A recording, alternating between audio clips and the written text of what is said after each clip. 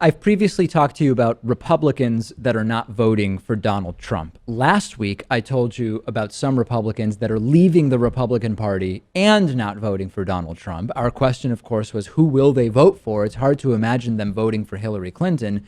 Well, we now have a growing list of the Republicans who will indeed be voting for Hillary Clinton. And it's pretty atypical for members of another party to publicly say, we're supporting the other party's nominee, or at this point, presumptive nominee. Let's go through a few of the names that exist here. We will start with former Bush administration officials who were supporting Hillary Clinton.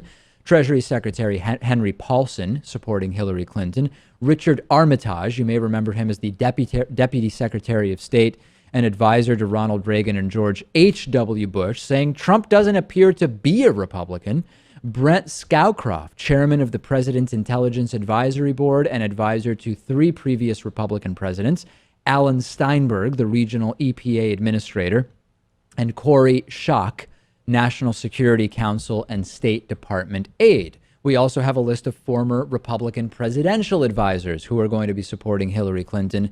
Currently, that list is Doug Elmitz, a former Reagan spokesman, saying, I could live with 4 years of Hillary Clinton before I could ever live with one day of Donald Trump as president. I love that statement. I mean, that is just, hearing that from a Republican is amazing. And Jim Ciccone, a former Reagan and George H.W. Bush aide, quoted as saying, Hillary Clinton is experienced, qualified, and will make a fine president. The alternative, I fear, my own party's nominee, by the way, would set our nation on a very dark path. And the lists go on. We won't put all of them up on the screen for you, but we will continue to track it. There are Republican political operatives who have come out in support of Hillary Clinton, former Republican elected officials, some of whom I have told you about. And there's 2 sides to this story, Lewis. Explanation, or side number 1, is Trump's a nut job. Reasonable Republicans should obviously support Hillary Clinton because Trump is just so nuts. There's another side to it, which is, wait a second. Hillary is the most conservative Democrat in a long time to get the presumptive nomination. That's who these Republicans should be supporting on policy. Interesting. Hillary is safer as far as Republican economic policy decisions go. Neoconservative economic, neoliberal, neoconservative. Yeah.